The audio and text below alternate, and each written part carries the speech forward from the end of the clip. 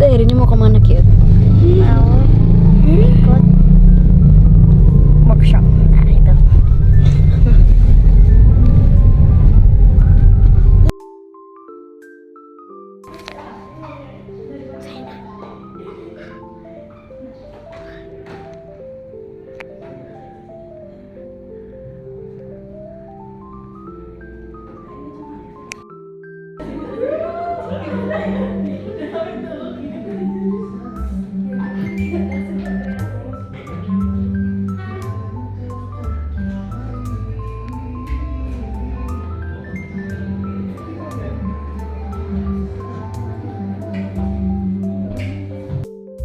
Warahmatullahi wabarakatuh. Waalaikumsalam warahmatullahi wabarakatuh. Coba kita ulang lagi ya salamnya. Kurang silakan Yang puasa 3, tapi ya semua. Coba diulang lagi. Assalamualaikum warahmatullahi wabarakatuh. Waalaikumsalam warahmatullahi wabarakatuh. Alhamdulillahirabbil alamin. Allahumma shalli ala sayyidina Muhammadin wa ala ali sayyidina Muhammad.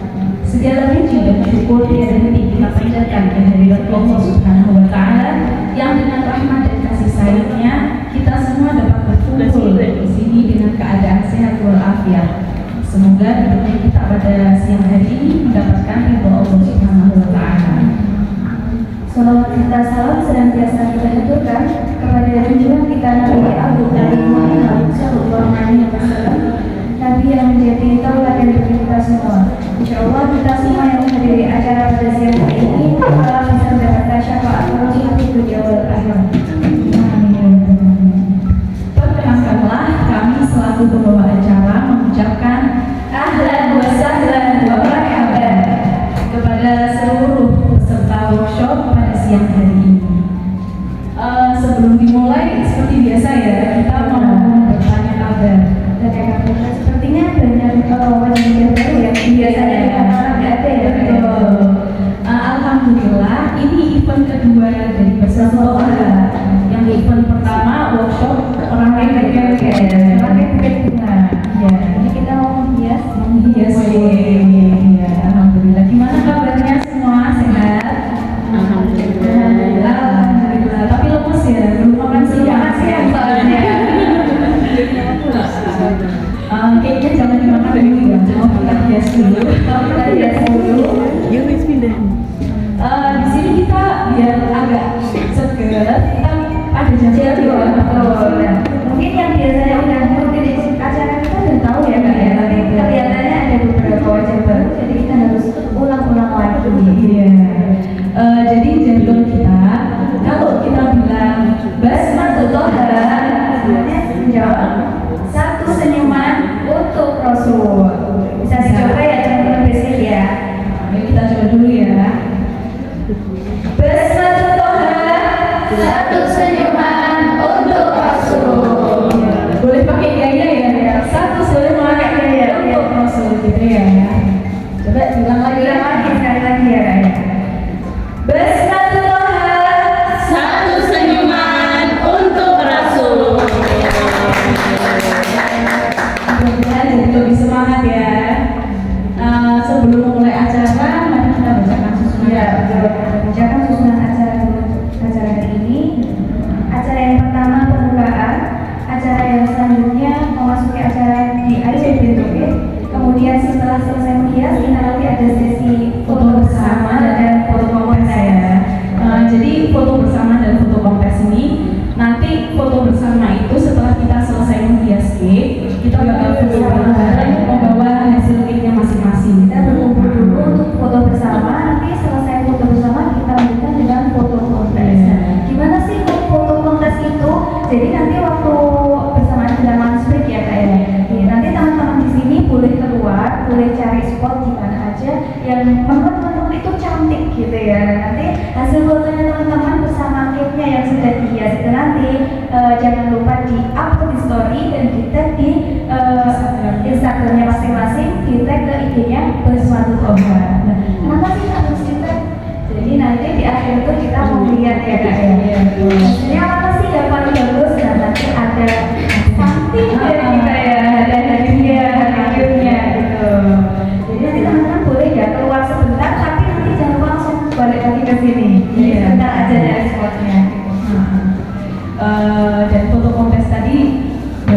lunch juga ya. Dan sama lunch.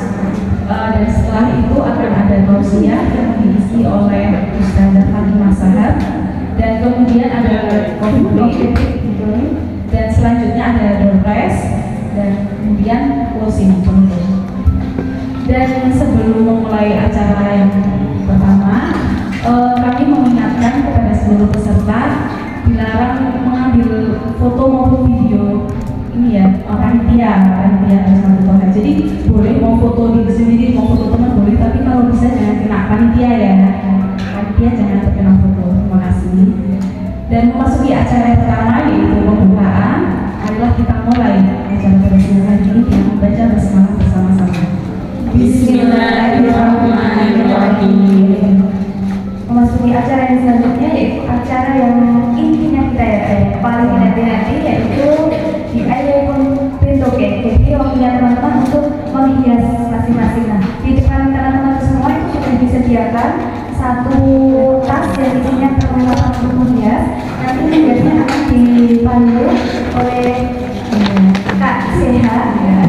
Dan kali ini Bersama Toha berkolaborasi dengan Realisasi Kedai Donat and Bakery, dan kita akan dibimbing langsung oleh ownernya Syahsa sendiri. Kak Sehat, silahkan. Sehat dan berdiri.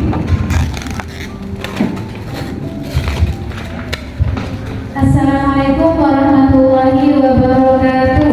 Waalaikumsalam warahmatullahi wabarakatuh. Oke, saya mau sapa-sapa dulu ya, kenalan dulu. Saya kenalin diri dulu ya. Kenalin saya Syahda Jamila dari Lumbu Pasar Kliwon.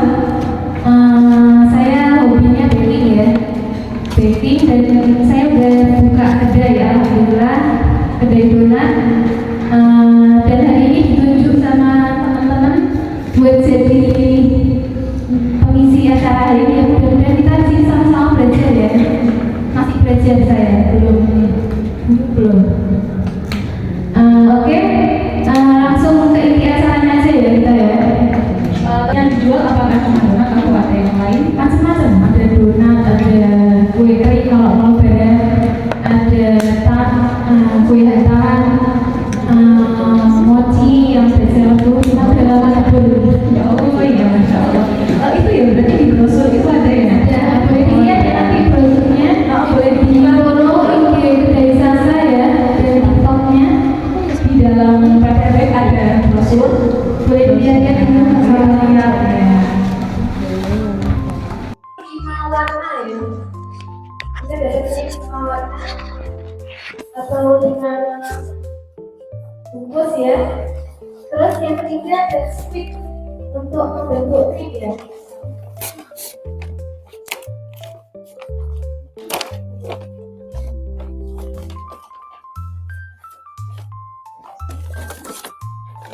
Ini namanya stick ya. Sudah dikeluarin belum? Oke.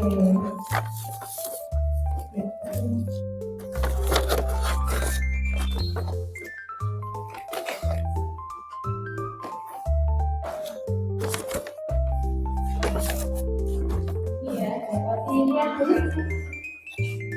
Dapat 5 kue. Kita dapat plastik tidak untuk coba pakai membentuk krimnya.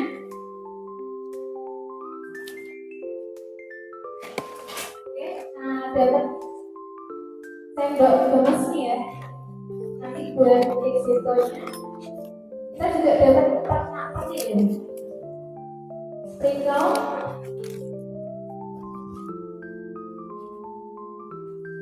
Kemudian ada apa ya? Boleh langsung dipakai ya. Apelnya dipakai.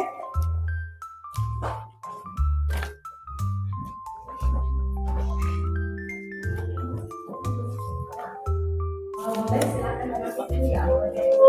Biar dagingnya tetap terjaga kebersihan.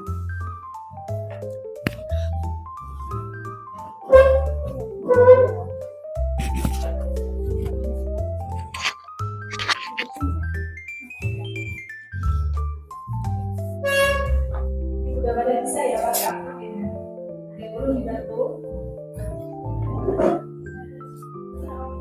Udah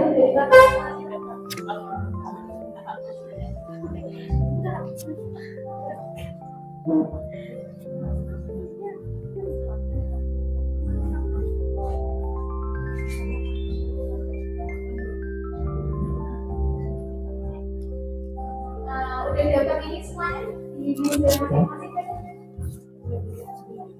Oke, ini namanya tentang sekolah ya. Buat praktek membentuk krim. Mana sih kita prakteknya pakai krim berwarna putih. Yang putih yang paling besar ya. Boleh disiapin krim putih, kertas sekolah, plastik segitiga, dan krimnya ya. Oke.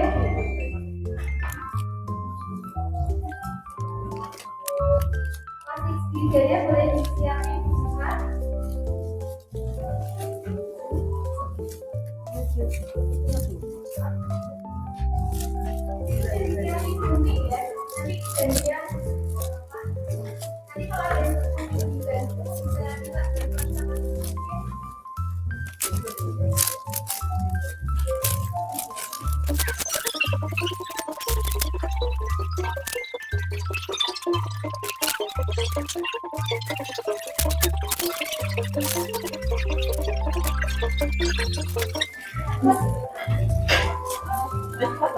Udah.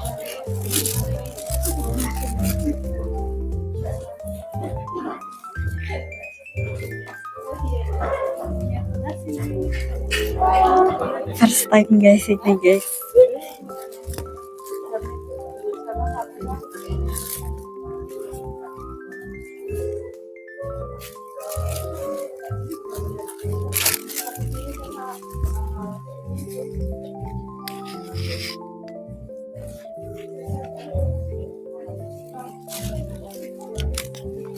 Nanti pakai ini.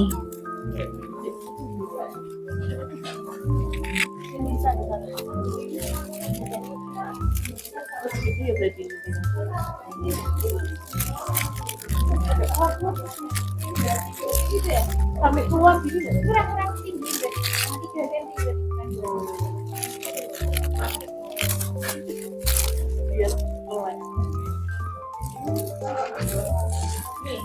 Kurang besar ternyata.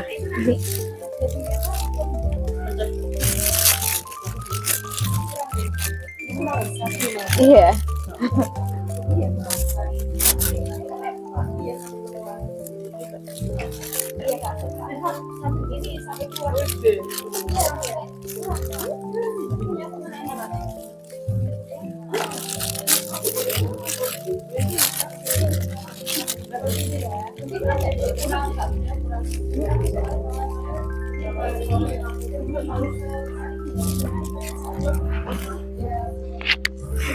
Sampai keluar guys ternyata. Sering.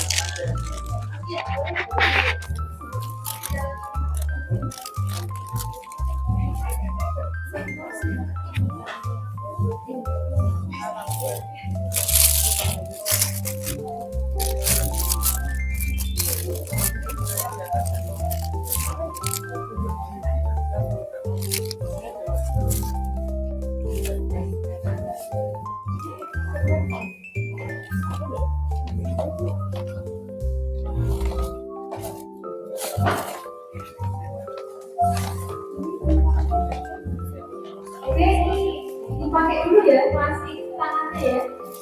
Jangan lupa dipakai. Udah dapat semua kan? Oke, pakai dulu.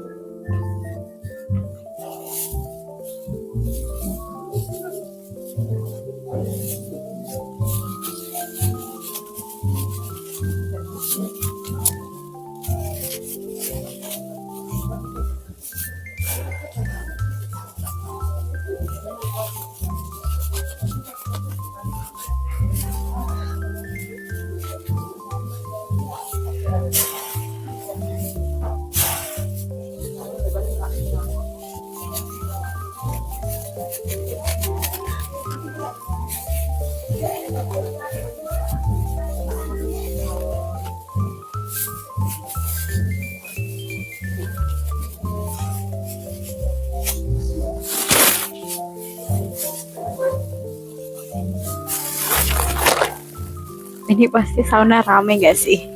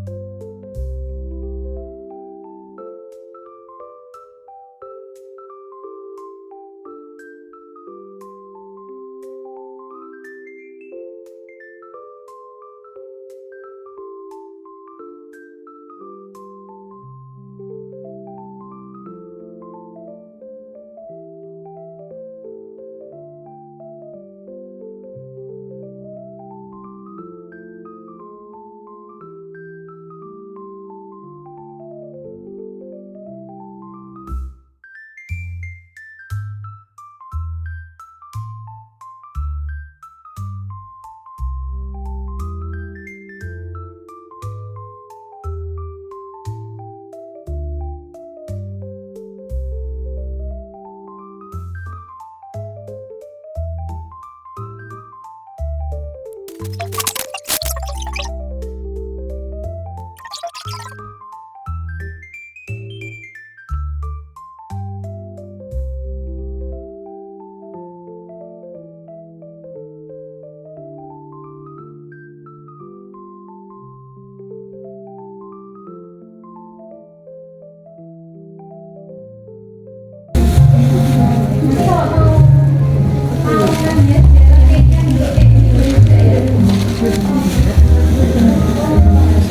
juga lagi tahu lagi ya.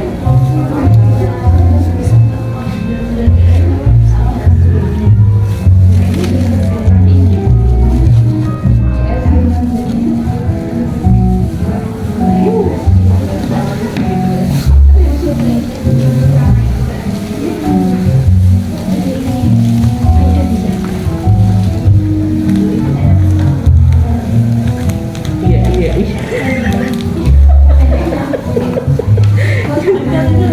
Jalan cuma tangan itu.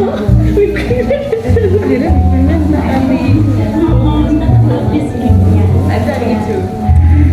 Cepet ini kan. Kamu udah warna roti. Roti. Takut. Kamu lagi roti. Roti. Kamu dapat apa?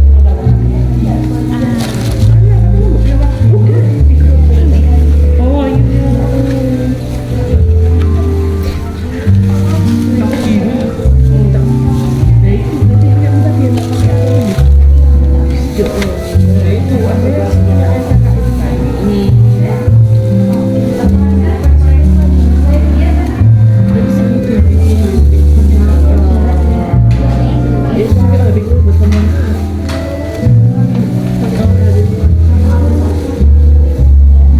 Mungkin tak pakai tu dia lagi.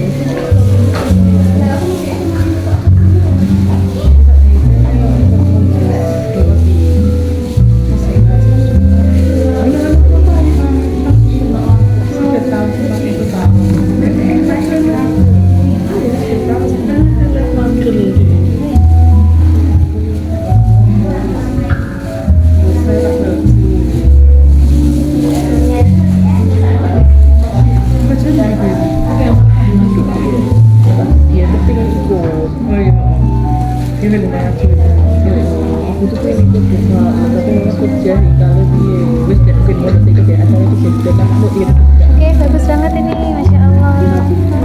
Saya tidak sabar mau lihat di Vista. Oke, siap. Kita langsung aja ya.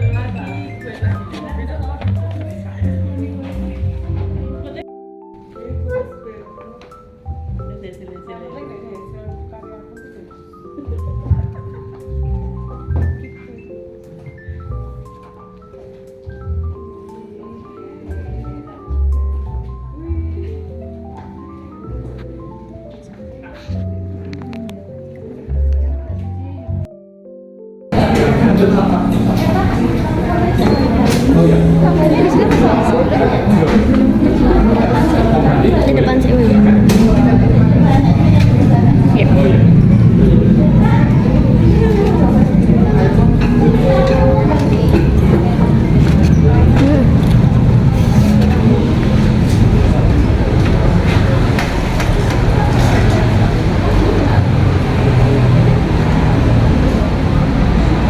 Cute girl.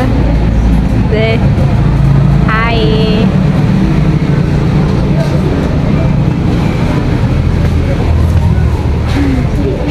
Bentar sih.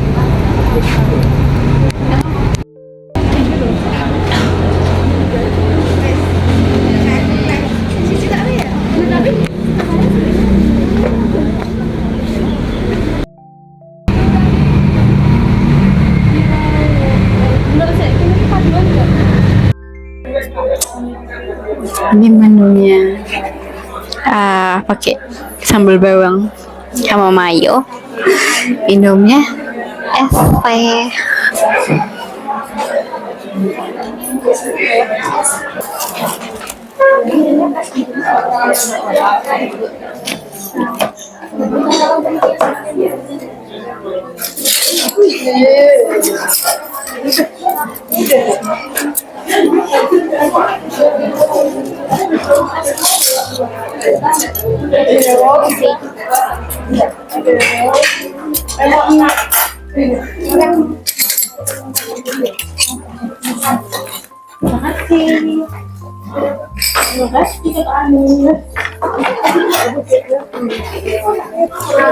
Makan dulu guys. Hah. Bentar. Bentar ya.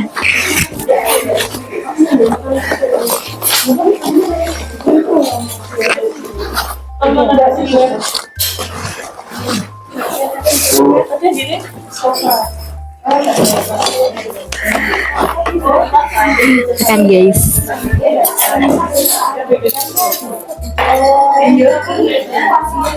Makannya gimana ini? Oh my god.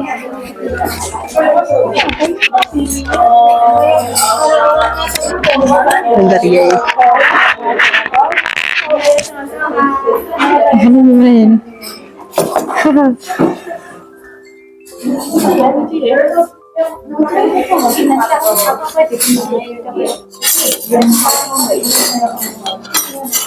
Makan dulu ya guys. Nanti lanjut lagi.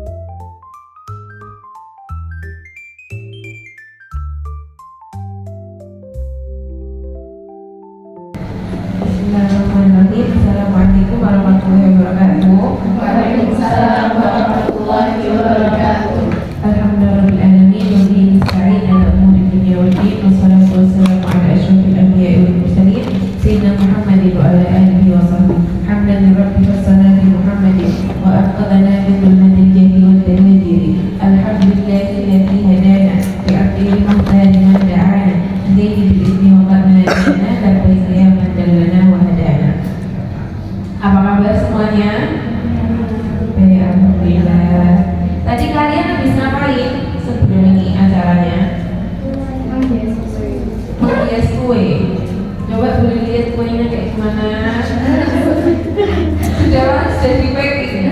Ya Allah, udah penasaran. Nah, tadi kan acara di sini kan ada 2 acara, ada menghias kue dan mendengarkan ilmu bareng-bareng. Nah, tadi kan kita menghias kue dikasih krim, dikasih pernak-pernik, jadi aslinya yang polos jadi cantik, jadi lucu.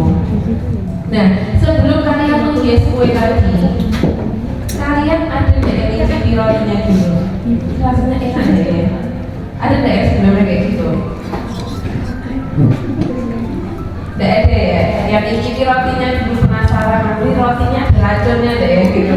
Soalnya nggak boleh standar tadi. Oh, nggak boleh. Oh, tak kira ada yang tidak larangan.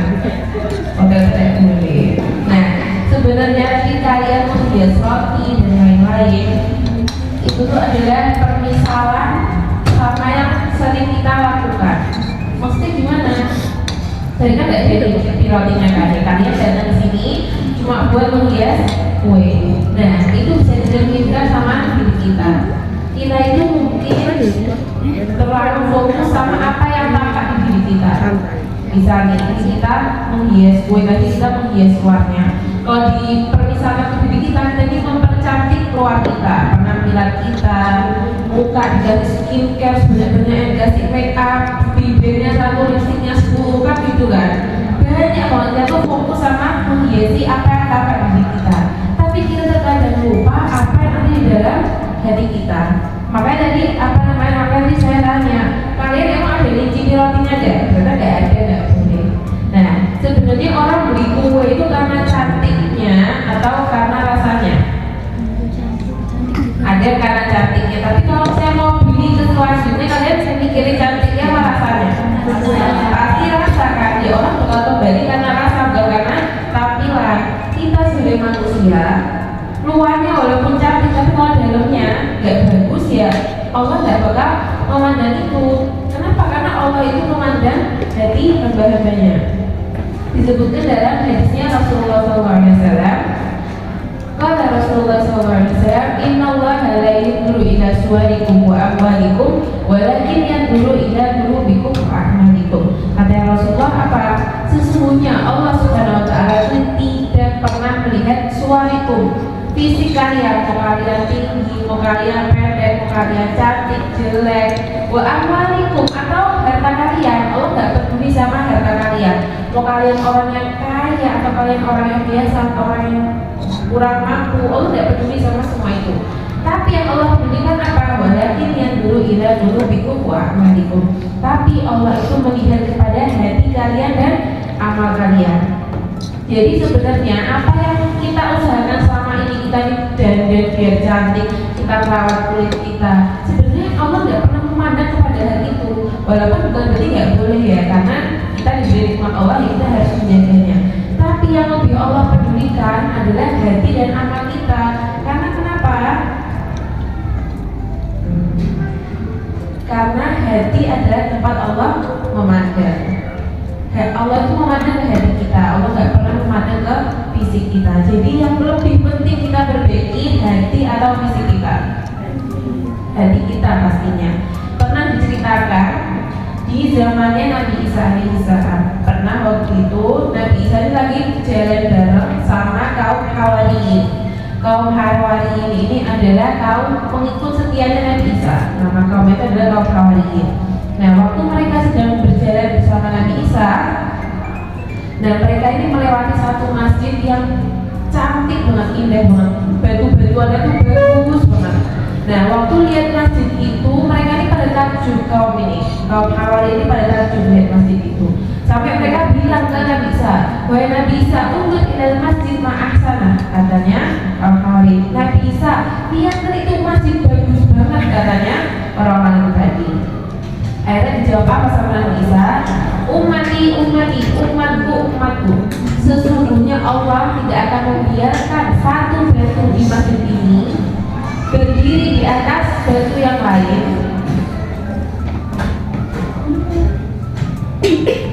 kecuali Allah akan menghancurkan batu tersebut karena sebab dosa penduduknya. Maksudnya gimana? Walaupun masjid itu tempat ibadah, tapi Allah nggak akan membiarkan tempat ibadah itu berdiri, dan Allah akan menghancurkannya karena sebab dosa penduduknya. Walaupun masjid itu adalah tempat ibadah. Dilanjutkan sama Nabi Isa apa? Inna Allah la ya'budu bid-dhahab wala bil-fiddah wala bil-hijarah alladhi tu'jibukum. Allah itu tidak peduli dengan emas kalian, Allah nggak peduli dengan perak kalian, dan Allah itu tidak peduli dengan batu-batu cantik yang ada di masjid ini. Wa innal ahabbal asya' ilallahi ta'ala al-qulubus shalihah. Dan sesungguhnya hal yang paling dicintai oleh Allah Subhanahu wa taala adalah hati yang saleh. Biha ta'murul qalb wa biha yahbu. Kata Nabi menunjukkan apa? Dengan hati yang saleh itu Allah akan memakmurkan bumi, dan dengan tidak adanya hati yang saleh di muka bumi itu Allah akan menghancurkan bumi. Saking pentingnya seseorang yang punya hati yang saleh di muka bumi ini. Nah, kita sudah tahu kalau misalnya hati ini tempat Allah memandang hamba-hambanya. Nah, oleh karena itu di sini kita harus mementingkan, kita harus belajar untuk menghiasi hati kita, karena jangan sampai kita seumur hidup terlena hanya menghiasi yang luar, tetapi sedangkan Allah memandang hati kita. Kecantikan kita itu bertahan berapa lama sih? Orang itu kan cantiknya itu umur 20, 30, 40 udah mulai muncul garis-garis, 50 secantik-cantiknya orang di masa mudanya, umur 50 sudah banyak utarnya, sudah mulai menghilang kecantikannya. Jadi apa? Kecantikan itu sifatnya sementara, seperti yang tampak itu. Tapi kalau kita punya hati yang bagus, semakin lama semakin mulia, semakin harum baunya. Nah, sekarang kita belajar apa aja sih perhiasan hati. Gimana sih kita cara menghiasi hati kita dengan amal-amal yang baik? Sebenarnya perhiasan hati ini banyak banget. Kalau saya dibahas di satu waktunya aja nggak bakal cukup, karena itu berhubungan dengan kesucikan hati. Tapi di sini saya akan bawakan poin-poin yang kurang lebih penting untuk disampaikan. Yang pertama adalah perhiasan hati yang pertama adalah takwa Allah, bertakwa kepada Allah Subhanahu Wa Taala. Takwa ini wa in qalalah Tuhan jami'an kulliha. Takwa itu sebenarnya cuma satu kata, takwa. Walaupun katanya pendek, tapi takwa ini mengumpulkan seluruh kebaikan. Seluruh kebaikan itu adalah pada ketakwaan kepada Allah Subhanahu Wa Taala. Kita sering banget dengar kata takwa. Oh, jadilah orang yang bertakwa, takwa seperti ini, takwa seperti itu. Tapi sebenarnya kita tahu nggak sih takwa itu apa? Ada yang tahu nggak sih takwa itu apa? Bertakwa kepada Allah itu maksudnya gimana? Ada yang tahu? Nah, takwa kepada Allah Subhanahu Wa Taala itu adalah slide selanjutnya. Apa itu takwa? At-taqwa huwa imtithalu awamirillahi ta'ala wa ijtinabi nawahihi.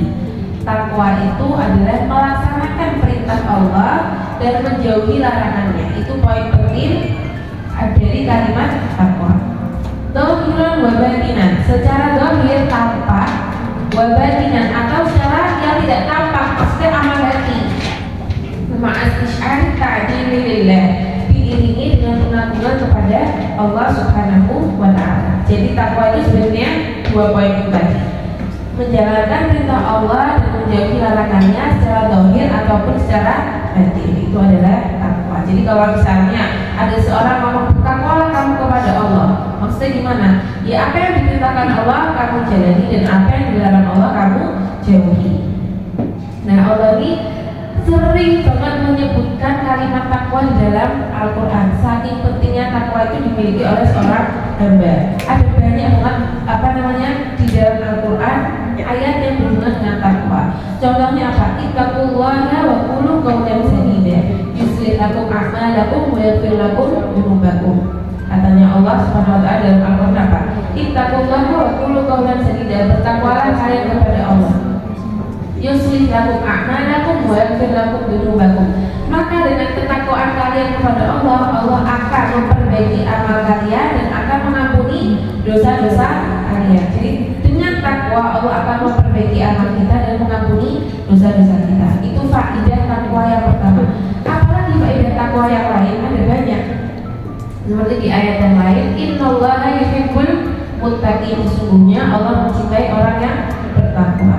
Berarti orang yang bertakwa dia dicintai oleh siapa?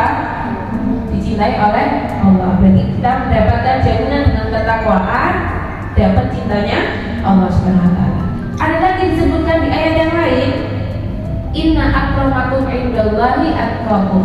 Sesungguhnya orang yang paling mulia di antara kalian adalah orang yang paling bertakwa. Jadi apa? Labil ansar, orang yang paling mulia di sisi Allah itu bukan karena yang nasabnya paling bagus, bukan. Tapi orang yang paling mulia di sisi Allah adalah orang yang paling bertakwa. Jadi apa? Kita nggak bisa bangga-banggaan dengan nasab. Karena kenapa? Karena nasab itu nggak ngaruh apapun dengan kita kepada Allah Subhanahu wa taala. Jadi apa? Kedekatan kita sama Allah Subhanahu wa taala diukur dengan ketakwaan yang kita miliki. Dan masih banyak yang lain, dan salah satu yang sering kita dengar adalah ayat kata takwa yang disebutkan di surat At-Talaq yang biasanya dibaca, kita baca dengan ayat 1000 dinar. Ada yang ayat 1000 dinar apa? Wa may yattaqillaha yaj'al lahu makhraja. Barang siapa yang bertakwa kepada Allah Subhanahu wa taala, maka Allah akan memberikan jalan keluar dari kesulitannya. Wa yarzuqhu min haitsu la yahtasib. Dan Allah akan memberikan kepada dia rezeki yang tidak disangka-sangka. Nah, pernah ada suatu cerita. Nah, cerita ini di zaman dahulu ya, zaman dahulu kala seperti di dongeng ini.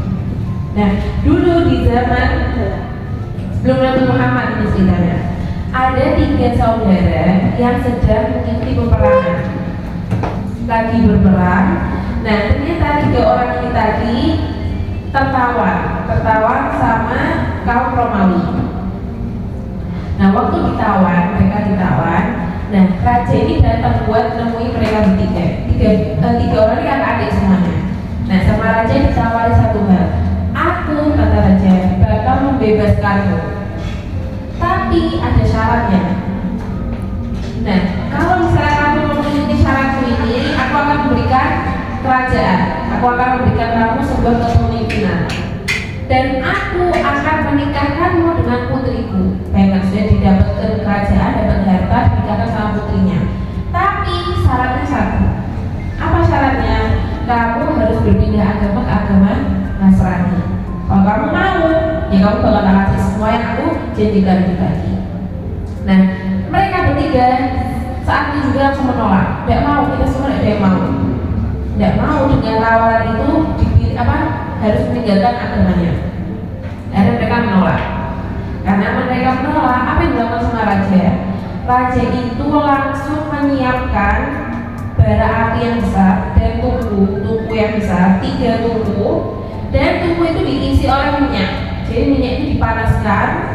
Kalau misalnya mereka ditawari lagi, mereka nolak, ya mereka semua juga dibantu untuk tunggu itu satu-satu sampai mati. Nah, ada rajanya menawari ke saudara yang pertama itu tadi. Setelah 3 hari dikasih waktu 3 hari. Jadi setelah dikasih waktu 3 hari, buat mereka berpikir nih, kan udah diancam nih. Kalau misalnya mereka takut, mereka sampai mau mengikuti rajanya, ya mereka tidak jadi dimasukkan. Tapi kalau mereka tidak mau, ya mereka dimasukkan ke dalam tungku api itu tadi. Akhirnya setelah 3 hari dikasih kesempatan waktu sama raja itu tadi.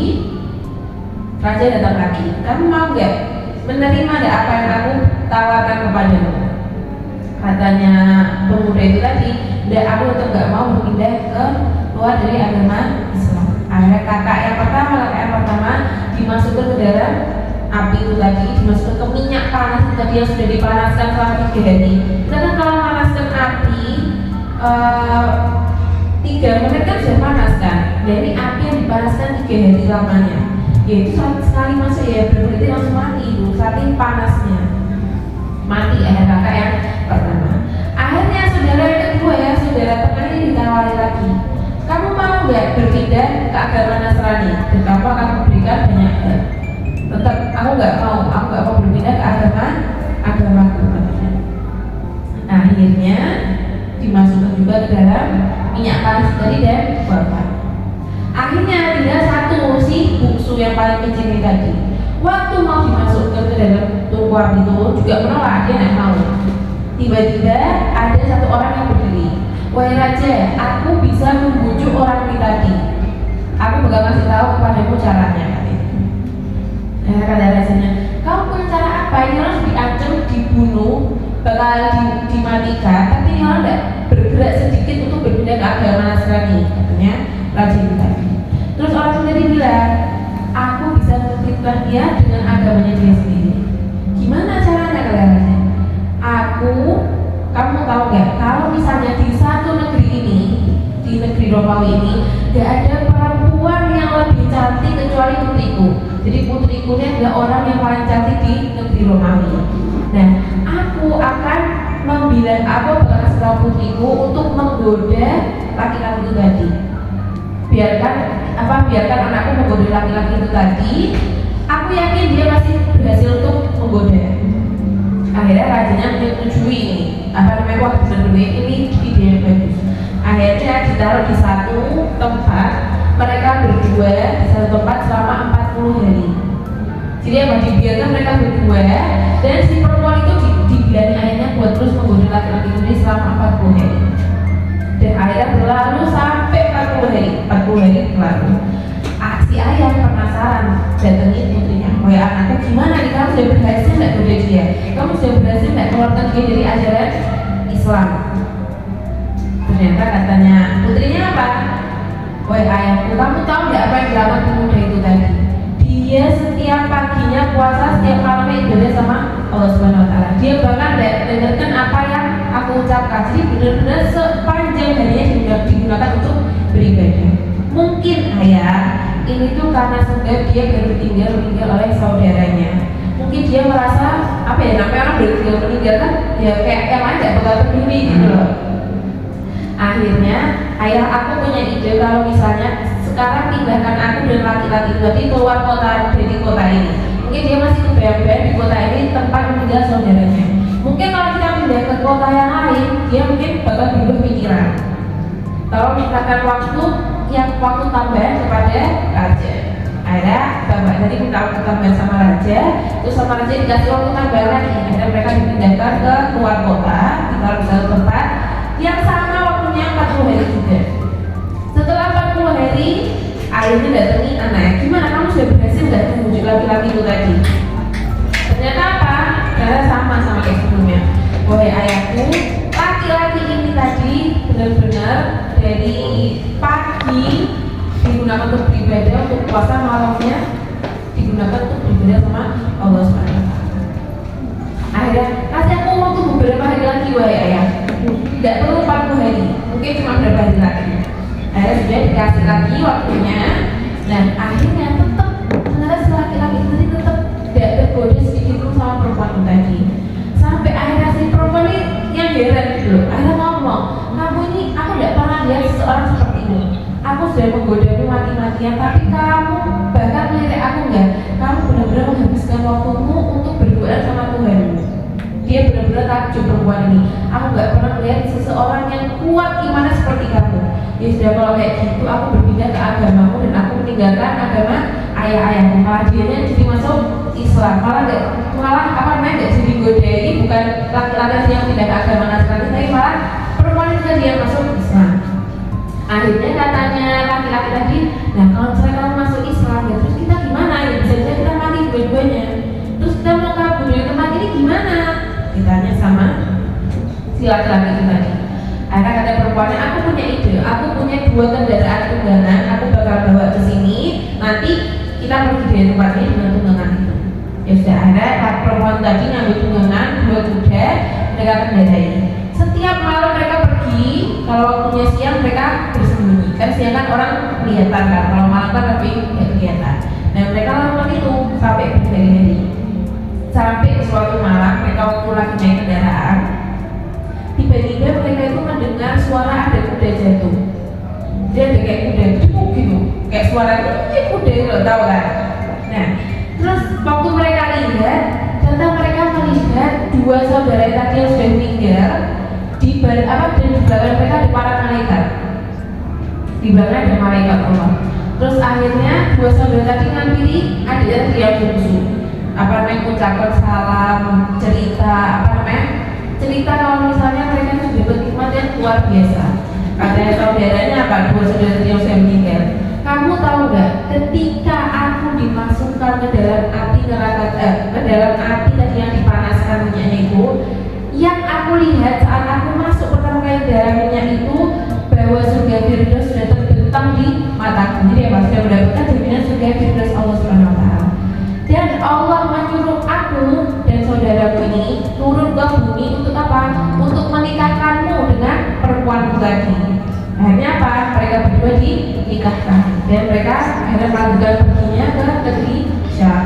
Jadi apa? Mereka yang aslinya laki-laki itu tadi dibujuk untuk keluar agama Nasrani, malah mereka jadi masuk ke dalam agama Islam dan mereka hidup bahagia. Betul kata Allah Subhanahu wa taala apa? Wa may yattaqillaha yaj'al lahu makhraja. Barang siapa yang bertakwa kepada Allah, Allah akan memberikan kepada jalan keluar. Diberikan dia jalan keluar, dia diamankan sama Allah Subhanahu wa taala. Enggak ketahuan sama orang-orang. Wa yarzuqhu min haitsu la yahtasib, dan Allah akan memberinya rezeki yang tidak disangka-sangka. Dia mana kepikiran bakal menikah sama perempuan itu? Enggak kan? Tapi apa, Allah memberinya rezeki yang luar biasa hebatnya. Karena sebab apa? Karena sebab satu, yaitu apa? Bertakwa kepada Allah Subhanahu wa taala. Jadi takwa ini sesuatu yang penting. Kunci kita itu ada pada takwa kepada Allah Subhanahu wa taala.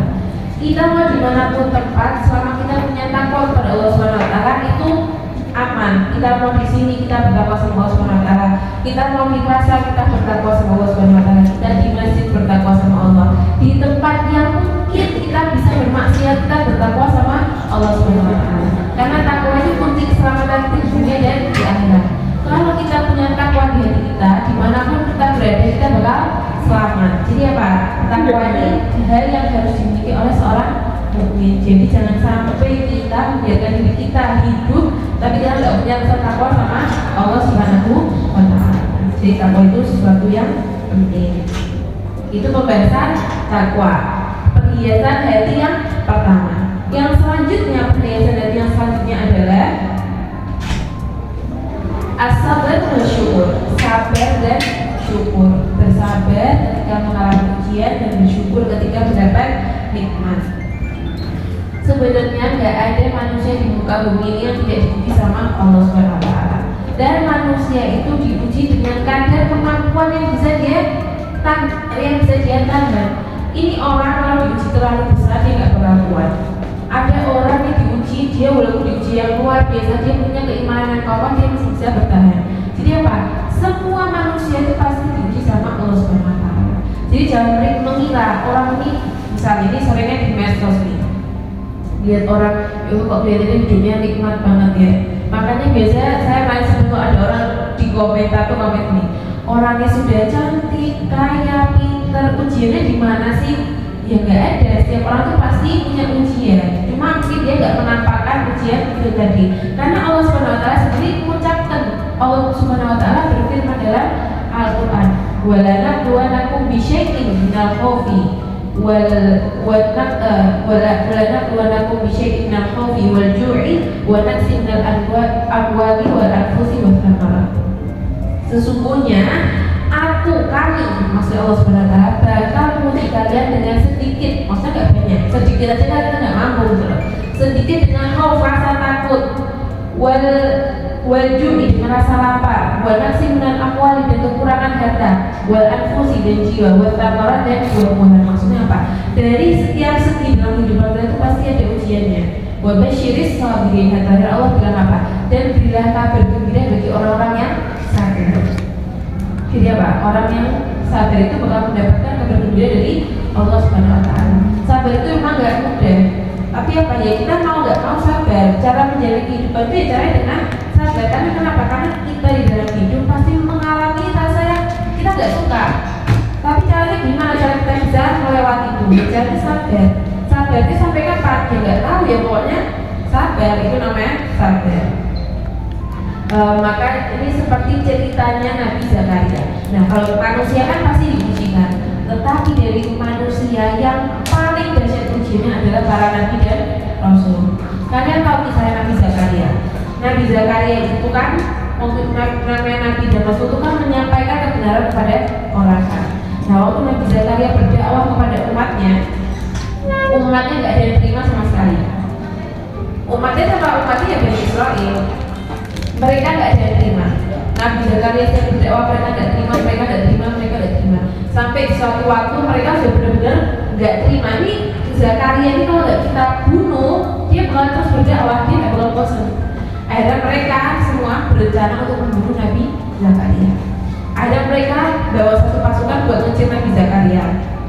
Waktu Nabi Zakaria tahu mereka telah mempersiapkan pasukan buat bunuh dirinya, akhirnya Nabi Zakaria lari. Nabi Zakaria lari buat nyari tempat bersembunyinya. Sampai Nabi Zakaria ketemu sama satu pohon. Nabi Zakaria bilang, wahai pohon, tolong lindungi aku, tolong masukkan aku ke dalammu, katanya Nabi Zakaria. Akhirnya dengan kuasa Allah, pohon itu terbuka dan Nabi Zakaria masuk ke dalamnya. Jadi nggak ada yang tahu kalau saya Nabi Zakaria itu ada di pohon itu. Tapi iblis mengetahui kejadian itu tadi, jadi iblis tahu kelihatan. Nah akhirnya waktu pasukan tadi datang, mereka mencari mana Zakaria mau ada kelihatan. Iblis ngasih tahu, wahai orang-orang, kamu tahu deh Zakaria sekarang ada di dalam pohon itu. Dia nggak mau keluar. Caranya kalau kamu membunuh dia, sudah gergaji pohon ini. Akhirnya apa? Mereka bawa gergaji, pohonnya di gergaji sampai di kepalanya. Ini gergaji sudah sampai di otaknya Nabi Zakaria. Orang di gergaji diem deh, apa teriak? Ya bukan teriak kan? Normal kan? Orang sadar deh teriak. Nah akhirnya Nabi Zakaria teriak, sakit. Nabi Zakaria teriak kayak gini. Terus turun firman Allah Subhanahu Wa Taala kepada Nabi Zakaria, kamu gak bisa sabar wahai Zakaria dengan ujian yang aku berikan kepadamu, katanya Allah Subhanahu Wa Taala.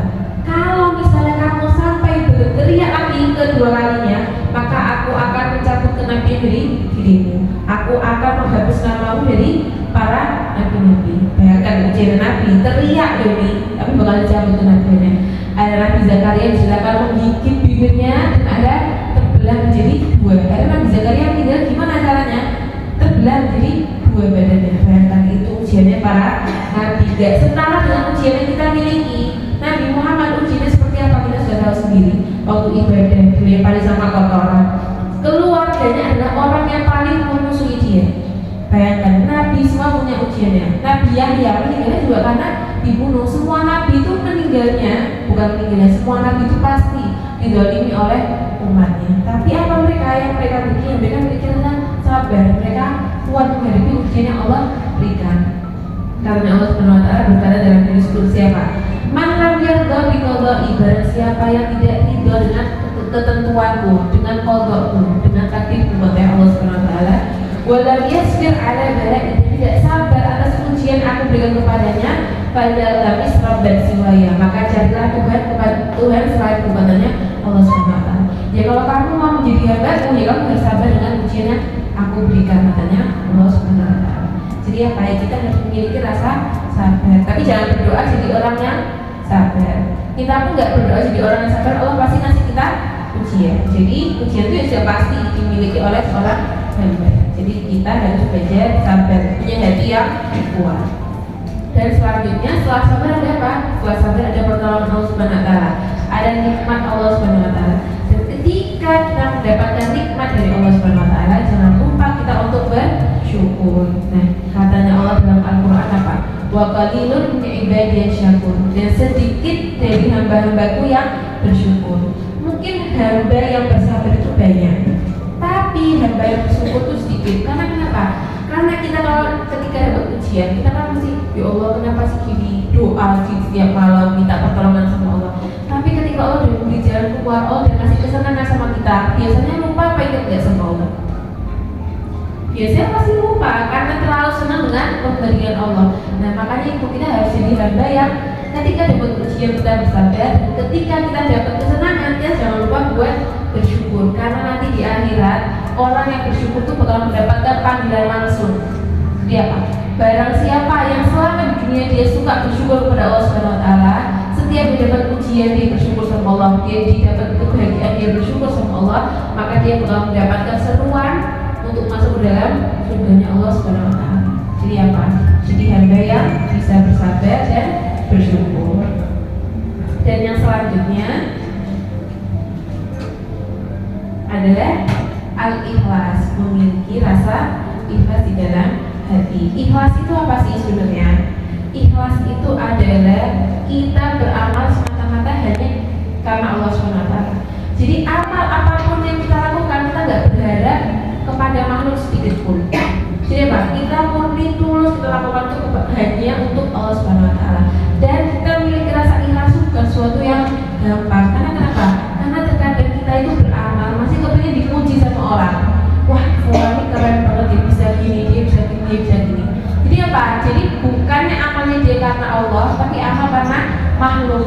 Apa itu namanya? Beramal karena makhluk itu apa namanya? Ria itu beramal karena makhluk. Nah, ria itu kebalikannya ikhlas. Nah, kita ini harus punya rasa ikhlas. Kalau susah gimana ya? Semua itu susah. Tapi kalau kita usahakan pasti bisa. Pernah ada satu kitab itu namanya kitab Ajurumiyah. Kitab Ajurumiyah itu kitab Nahwu.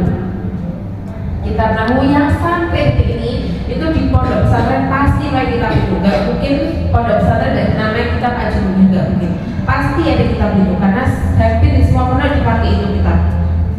Nah, pengarang kitab Ajurumiyah waktu setelah selesai menulis kitab itu, apa yang beliau lakukan? Beliau lempar kitab itu ke laut. Jadi apa? Sudah usaha ya, susah-susah mengarang kitab, tapi setelah dikarang beliau lempar ke laut. Karena kenapa? Karena beliau ingin menguji keikhlasan yang ada dalam hatinya. Kata beliau apa? Kalau misalnya aku beramal, aku menulis ini karena Allah Subhanahu Wa Taala, pasti Allah Subhanahu Wa Taala bakal mengembalikan apa yang sudah aku lempar tadi. Ternyata memang karena ikhlasannya sudah benar-benar ikhlas, keikhlasannya sudah diuji. Kitab itu balik lagi ditemukan oleh seseorang dengan isinya yang sangat bagus luar biasa, disebarkan ke orang-orang. Dan akhirnya dari ratusan tahun yang lalu sampai sekarang kitab itu masih dipakai. Amalnya gak terputus sampai sekarang. Jadi apa? Rasa ikhlas itu gitu. Ikhlas itu gak bakal disia-siakan sama Allah Subhanahu Wa Taala. Hamba yang bisa ikhlas sama Allah pasti diganjar pahala sama Allah Subhanahu Wa Taala. Seperti apalagi kisahnya Nabi Musa. Nabi Musa itu kan punya ibu ya, semua orang pasti punya ibu. Nah, ibunya Nabi Musa ini ketika dengar setiap bayi laki-laki bakal dibunuh sama Fir'aun, apa yang dilakukan sama ibunya Nabi Musa? Beliau menghanyutkan bayi Musa yang masih kecil di sungai. Beliau sudah pasrahkan semuanya sama Allah Subhanahu Wa Taala. Walaupun samanya namanya ibu gak bakal tega untuk menghanyutkan anaknya, untuk berpisah sama anaknya, apalagi anak yang masih bayi, yang masih butuh disusui sama ibunya. Tapi apa ya sudah, aku ikhlaskan bayi ini karena ini datangnya dari Allah dan semuanya milik Allah Subhanahu Wa Taala. Ada dibiarkan bayi Musa itu mengalir di sungai. Sampai akhirnya ditemukan bayi itu oleh siapa? Istrinya Fir'aun namanya siapa? Siapa? Asia, bukan oleh Asia. Waktu melihat bayi Musa yang masih kecil ini, Sayyidah Asia berkata, aku pengen banget menjadikan bayi ini sebagai anak angkatku. Padahal semua bayi laki-laki yang lahir dibunuh sama Fir'aun. Tapi apa? Bayi Musa itu tadi cuma menjadi pengecualian bayi-bayi yang diselamatkan. Bayangkan Fir'aun membesarkan orang yang bakal membunuh dia sendiri tanpa dia tahu. Sampai akhirnya kan Siti Asia ini nggak punya anak kan, jadi beliau nggak menyusui. Nah akhirnya Siti Asia ini mencari siapa orang yang bisa menyusui. Ternyata siapa yang bisa menyusui? Ibunya sendiri. Karena kenapa? Karena setiap Nabi bisa disusui sama perempuan lain nggak pernah mau. Tapi ketika disusui oleh ibunya sendiri, beliau langsung mau, namanya sama ibunya. Maksudnya gimana sih kita bisa mengambil hikmah? Apa yang sudah kita berikan, sudah kita ikhlaskan karena Allah Subhanahu Wa Taala, pasti akan kembali dengan cara yang paling indah. Ikhlas itu apabila diganjar sama Allah Subhanahu Wa Taala. Semua ini adalah amalan hati. Sebenarnya selain 3 poin tadi, takwa, sabar, syukur, ikhlas, itu masih banyak pergeseran hati yang lain. Tapi apa? Tapi cuma ini yang saya sampaikan. Mungkin ini adalah poin-poin penting kita harus memiliki rasa ikhlas. Selanjutnya, satu contoh lagi di dalam surat Al-Ikhlas, dia tidak bakal menemukan kata ikhlas di dalamnya. Kalian baca surat Al-Ikhlas kan? Ada kata ikhlas di dalam surat Al-Ikhlas? Tidak ada kan? Karena ikhlas adalah ibadah hati. Ikhlas itu amalnya hati, hanya antara kamu dengan Tuhan. Jadi apa? Ikhlas itu ya amalnya hati. Gak bisa kita ngomong aku ikhlas kok, ya gak tentu. Ya kita cek hati kita dulu sudah ikhlas atau belum. Karena ikhlas itu amalan kita dan Allah Subhanahu Wa Taala. Sekian dari saya, kalau misalnya ada kurang lebihnya saya minta maaf. semoga kita dijadikan Allah Subhanahu wa taala menjadi hamba yang bertakwa, hamba yang memiliki rasa sabar dan syukur, dan menjadi amal kita ketika kita beramal adalah amal yang ikhlas karena Allah Subhanahu wa taala. Amin amin ya rabbal alamin. Wabillahi taufiq wal hidayah. Wassalamualaikum warahmatullahi wabarakatuh.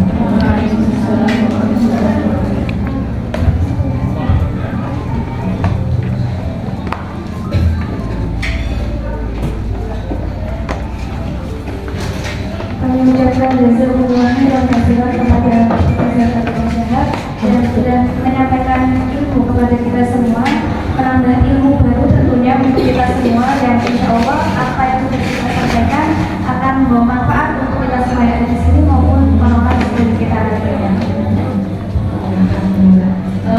Dan saat ini ada kopi break ya.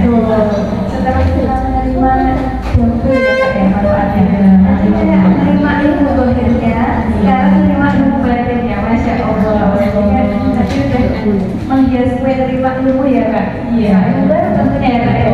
Sekarang dengarkan dulu saya menyampaikan ilmu lagi, Masya Allah. Sudah jauh banyak ya. Insya Allah nanti pulang dapat oleh banyak, oleh dohir maupun batin. Alhamdulillah. Kita mau ingatkan lagi ya untuk protokol teks. Betul. Nanti kayaknya udah kelihatan banyak ya yang perlu dijual ya. Boleh nih langsung di post, di tag IG-nya Basmatoha. Siapa tahu IG-nya Basmatoha ada yang belum follow ya. Ini ada yang belum tahu ya.